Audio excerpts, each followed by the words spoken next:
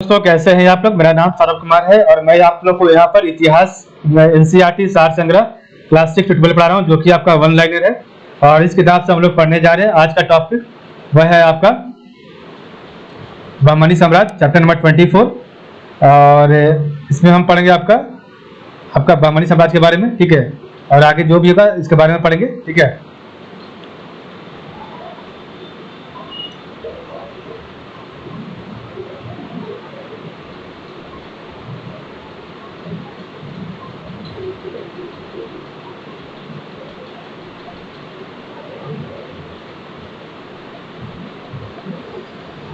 तो सबसे पहला आपका बहमनी साम्राज्य में है अलाउद्दीन बहमान शाह। अलाउद्दीन बहमान शाह, जिसका शासनकाल 1347 से लेकर 1358 तक था।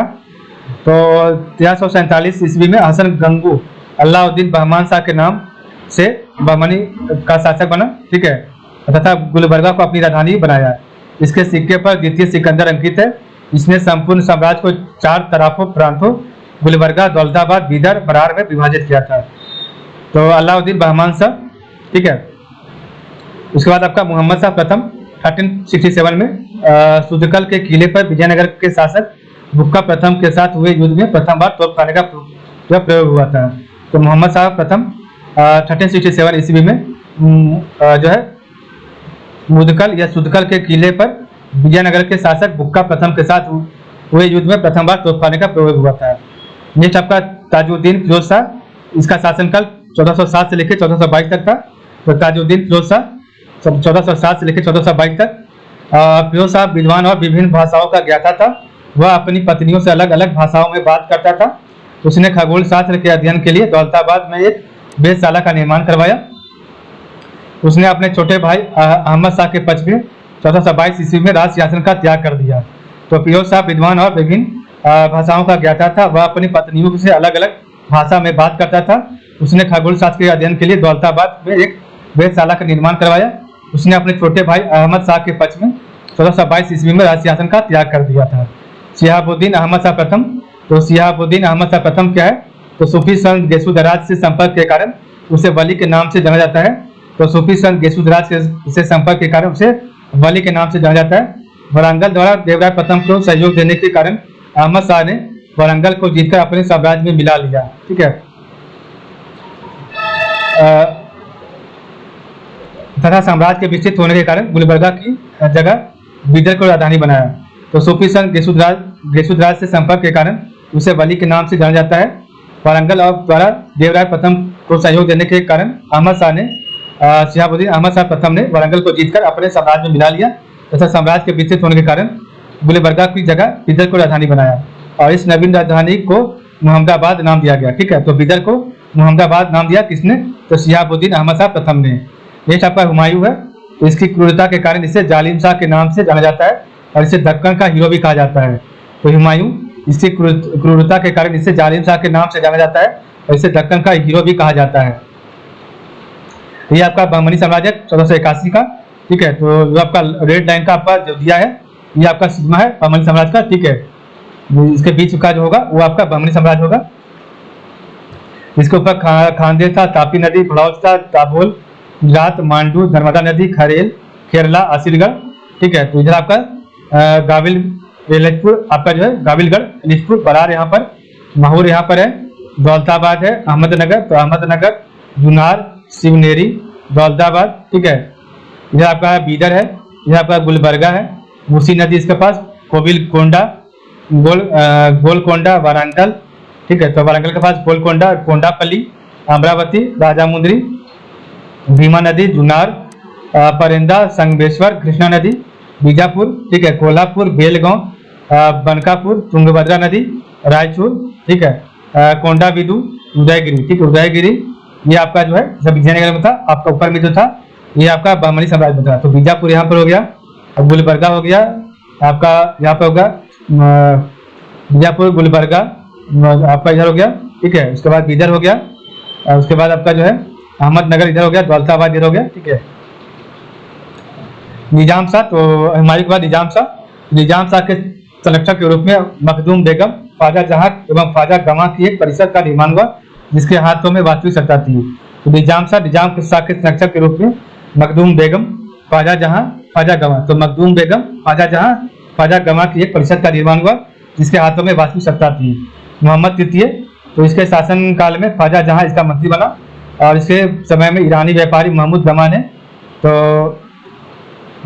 ने बहमनी सुल्तान की कृपा प्राप्त कर ली थी तथा महमूद गवां को मलिक के तुजार की उपाधि प्रदान की गई थी।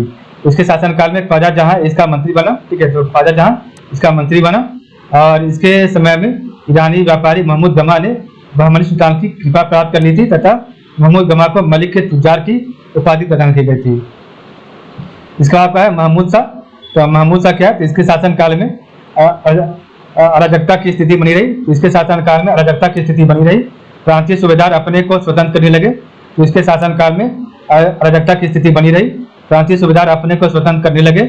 इसके पश्चात महमूद शाह के उत्तराधिकारी कासिम उल मुमालिक के हाथों की कठपुतली बने रहे, जबकि वास्तविक सत्ता महमूद शाह के हाथों में थी। ठीक है, तो इसके शासनकाल में अराजकता की स्थिति बनी रही।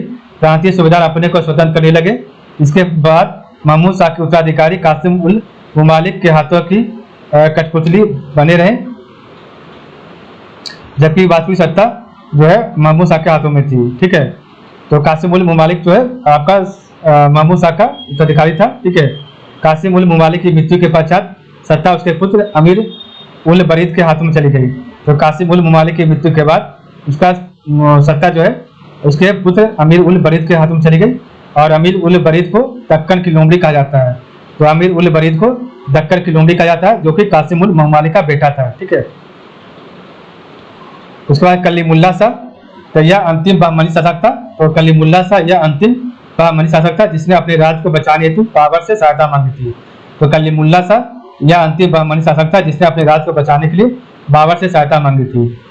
1527 ईस्वी में अमीर उल बरीद ने कलीमुल्लाह शाह की हत्या कर दी और बिदर के बरीद शाही वंश की स्थापना की। तो 1527 ईस्वी में अमीर उल बरीद ने कलीमुल्लाह शाह की हत्या कर दी और बिदर की बरीद शाही वंश की स्थापना की। 1619 ईस्वी में औरंगजेब ने बिदर पर अधिकार कर लिया था। तो 1618-19 में औरंगजेब ने बिदर पर अधिकार कर लिया था। ठीक है,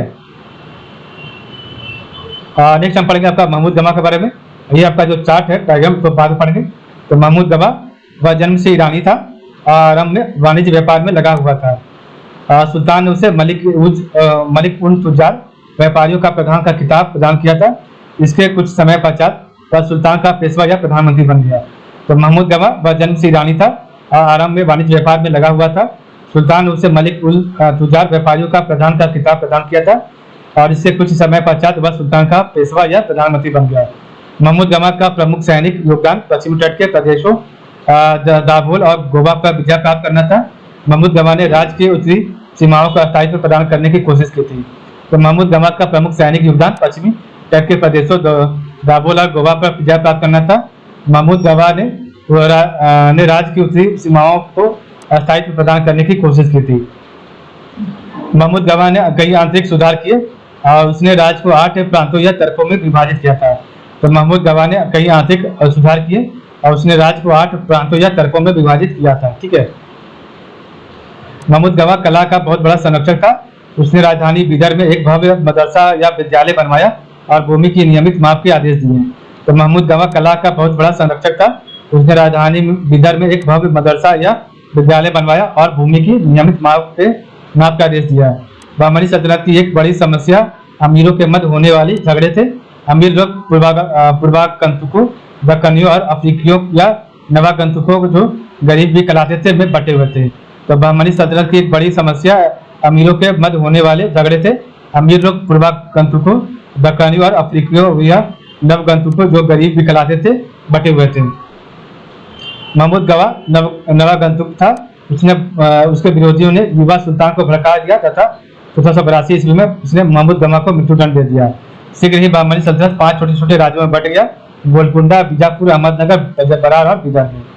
बहमनी सल्तनत ने उत्तर और दक्षिण के बीच सांस्कृतिक सेतु का काम किया था। तो बहमनी सल्तनत ने उत्तर और दक्षिण के बीच सांस्कृतिक सेतु का काम किया था। ठीक है,